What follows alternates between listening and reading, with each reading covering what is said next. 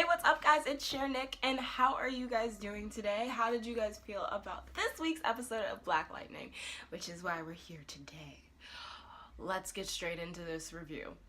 Now, I don't say this every single time, but I think we all know that my reviews are full of spoilers, and if you want an overview of the show, just to get the highlights instead of talking about everything so much in detail, make sure you check out my Black Lightning twin, HB Gibson, where he does his overviews, and he has the Dark Voltage after show, and they're amazing.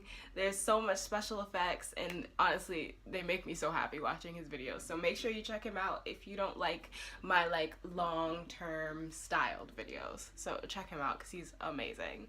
Okay, so this is a problem I always have. I'm always like, should I talk about what I'm most excited about first, or should I go in order of the episode? I think this time I'm gonna go in order, but we about to talk about that ending real quick. The vice principal is evil. I feel like I called it. I don't know if I actually called it or not, but she was in one episode and she was being like hella disrespectful to Jefferson, and I was just like, can this homegirl calm down? Like, what's her problem? And now she's working with the ASA, who are the people who in this episode beat up Gambi. So I'm just like, I don't want to say like, oh my god, I so called it, but like I feel like I called it. I don't know if I actually did or not, but I feel like I did. I feel like I called it, and I said that this was going to happen, and then it happened, and it's just like, oh my god, Sheridan, you're so smart, you know? You guys know what I'm talking about? Okay. Anyway, so the episode starts out and we see Anissa, who has broken into the, I don't know what to call it, the little warehouse where all of the missing kids from the 30 years ago have been stowed away and hidden. She finds them and she thinks that they're all dead. And she thinks that they're all dead kids just in these weird blue tubes, right? But the more she looks at it, she realizes that all of the kids are actually alive in their pods. So she's like, I don't really know what to do. And she goes to break them out, and then she decides against it. And she's like, you know what, let me ask my dad, and let me see what he has to say. So she heads home, she runs home, and she tells her dad, and he's like, oh my god, I found all these kids, and they're alive. You know, Uncle Gambi told me about them, and I just need to find them, and we need to break them out, and we need to help them. Dad, please come. And he's like, you talk to Gambi? Because, you know, he says he and Gambi are through and they're not talking anymore, they're not friends anymore, and it's all over. But she's like, no, like, for real, I talked to him, and he told me to tell you first, but I wanted to make sure that it was real because I knew you wouldn't believe anything that would come out of his mouth. So I went ahead and I asked him first, and then I told you. Which was actually kind of smart. So they go ahead and they go in together, and they see that all of the missing kids are gone. They've all been taken away, and they're gone, and they don't really know what happened. And she's like, Dad, I swear they were here. So then he uses his, I don't know what to call them, goggles or glasses. He uses his like goggle glasses and he taps on the side, and then he sees a whole bunch of residue on the floor and footprints. And he's like, it looks like they've been dragged out of here. I wonder where they've gone. And he's like, you know what, I got a connection. I'm gonna figure it out for us. Now, while all of this is happening, we also see Two Bits. Now, if you remember, Two Bits was in a couple episodes before. I think he was the guy, I'm not sure, so I could be wrong. I think he was the guy in like one of the first few episodes who wanted to get a selfie with Black Lightning. He's like, yeah, man, let me get a selfie, let me get a selfie. But we see Two Bits, and he's out there selling. He's not selling drugs anymore because Black Lightning told him to stop. See, he's a good listener. Black Lightning told him to stop, so he is selling like DVDs and sneakers and stuff like that. I wonder if they were bootleg DVDs. He should have been like, got the Black Panther on DVD, come check it out right here. I got the Black Panther right here, you better come check it out so we can see a little Black Panther. But, he ain't do that. But we go ahead and we check out what he's doing, and he sees a girl buy some green light, and she takes it right away, and she bursts into flames, like from the inside out, and she turns red, she bursts into flames, and then two white men come out of a van, actually, grab her and throw her in the van. And he's looking around like, what the hell? And you can see he like starts walking over trying to stop them. He's like, hey, hey, hey, what are you guys doing? But they get away, and they didn't stop for him or anything like that. So Two Bits, the smartest man that he is, the next day he goes to Jefferson. He stops by the Pierce household and he's like, hey man, I really need to talk to you. Something happened last night. I saw something crazy. And he's like, you saw something crazy? Sit down, like, let's talk about it.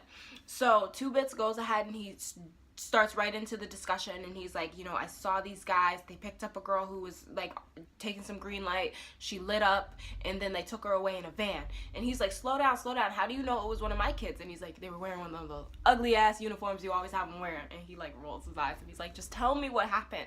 So they talk about it in a little more discussion, and then they move on and they're trying to figure out like what exactly it means, because it is one of Jefferson's girls.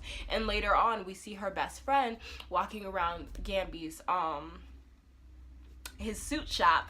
We see him walking around his suit shop, and she's asking to put up flyers because she never came home. So they still have her and she's kidnapped, and we don't really know what's happening with that. Jennifer and Anissa get into a huge fight. Jennifer is still rejecting the fact that she has powers, and she doesn't want anything to do with them. She isn't trying to learn how to use them or anything like that. And Anissa is getting fed up, and she's like, you don't do anything. All you do is quit whenever things get hard. You quit track, you quit this, you quit that, and then you also quit Khalil. Now, I rebuke that so much. Like, I literally paused the TV and I started yelling at Anissa. I was like, how dare you? Because I'm pretty sure she doesn't know how Khalil like really attacked her and started calling her Becky and stuff like that. So she was like, you quit on Khalil, and I was like, that's not true. Khalil decided to be an asshole, and Jennifer decided she wasn't about to have to deal with his abuse. Like, that's her boyfriend, and he was supposed to be like the one person who treats her better than everyone, and he's supposed to defend her to her friends and her enemies. So when she found out that he was attacking her the way he was, she had to break up with him because she deserved better. I don't think that's quitting on anyone, but that's a whole nother story. Anyway, she tells Jennifer that she quit on Khalil, which isn't true, and we see that she gets super upset by the comment, which rightfully so. So we notice that her breathing gets a little more intense and her eyes get really like angry, and then we notice the red flare. And suddenly she bursts into flames and she singes the couch, and she's just like on fire. And then it goes away and she's looking at her hands and she's like, how did I do that? And then Anissa says, you're just like Dad, because, you know, Dad has electricity. I will say I think it's a little different though, because like the same way she bursted in the flames was the same way the girl on green light bursted in the flames, and it was more of a red orangey color. So she's not just like her dad, but they have the same type of ability when it comes to like electricity and fire and so on and so forth. Gambi gets kidnapped by his fellow ASA members, even though technically he's not a member anymore. They come to him in his shop and they're like, we need you to come with us, and if you don't come with us within the next 2 minutes, our men in black are going to start shooting pedestrians. So you get to make your choice. Are we going to kill some pedestrians, or are you going to come with us? And you're going to come with us easy. Even though he had pulled guns out on him and stuff, he was like, he was ready, okay? Even though he had pulled the guns out on them, they just weren't really feeling it. They were like, yeah, you have your guns out on us, but we're going to kill pedestrians. So what are we going to do? What are we going to do here, you know? So he ends up going with them, and they proceed to beat the shit out of him, which was really tragic. It was tragic, honestly. It was sad. And seeing Gambi so beat up, because like the thing is, it's like I feel like Gambi is good at heart, and he was just in a really bad place. He was in a bad space. Like, he didn't mean for all of that crap to happen, but it did. And now he's trying his best to take responsibility for all of his actions, but it just hasn't been working out the way we've wanted it to. So it's just one of those things, like, I feel like he doesn't really deserve it, because when he realized all that was happening, he stopped with the ASA. He decided to raise Jefferson as his own, and he was trying his best to work it all out. And now that it's coming back to bite him in the ass, and they're beating him up, and they want to know who Black Lightning is, he's not giving up Black Lightning. But I just don't think he deserves it. And it's like, I knew he was shady because he was working with Lady Eve. He was working with the ASA members. But at the end of the day, he was doing all of it to protect Jefferson. So I'm not going to say that all of his actions are justified, but he made a mistake all those 30 years ago, and he's been trying to redeem himself ever since. And I just don't think it's really fair for him to be dealing with the things the way he has been and how everyone's been attacking him lately, including Jefferson. So I don't know. And it seems like everyone is willing to forgive him except Jefferson. So I don't know. I guess we're just gonna have to wait and see what happens. Black Lightning decides to go see Two Bits. Now, this is different than when Jefferson and Two Bits had a conversation. This is his Black Lightning, like, situation, era, vibe, you know? So Black Lightning goes to see Two Bits, and he's coming at him, and he's like, so, I told you to stop selling drugs. And he's like, I did stop selling. I'm just smoking some. And he's like, can't do that either. I told you not to do none of that. I'm making you a better man. You better pull it together, sir. So he talks to Two Bits because Two Bits apparently has a whole bunch of information on where trucks come in and out of Freeland.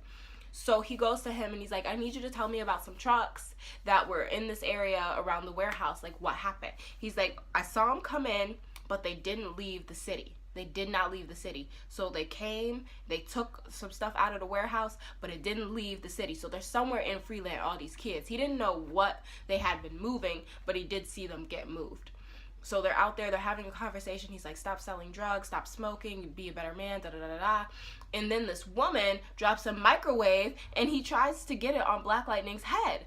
And I was like, girl, what are you doing? And she proceeds to tell them that there's a pretty high bounty on Black Lightning's head. And if she, turns him in, then, she'll get some money. And then even Two Bits was like, I would turn you in if I felt like I could take you. And he's like, I didn't kill Lady Eve. Like, I didn't do it. And he's like, I believe you, But it doesn't matter what I believe. It's what the world believes. And there's a bounty out for you. And, people are going to be coming for you. So you better be ready. So while Gambi is with the ASA members, they're beating him up tremendously. And they're asking him who Black Lightning is. They're like, Black Lightning broke into our warehouse right after you broke into our warehouse. So you must know how to contact him. You know who he is. We need to find him. You need to tell us who he is. And he's not giving it up. And they're like, well, you raised Jefferson Pierce as your own son. So why don't we bring him in? And maybe then you'll tell us who he is. So they go to Jefferson's school when he's helping out Malik, a young boy who was selling drugs, and he said he was going to help him and his mom as long as he came to his weekend internship. So he goes ahead and he's at the internship with Malik, and the ASA members come in and they're like, you need to come with us if you want to see Peter Gambi alive. So he goes with them after he gives Malik an assignment.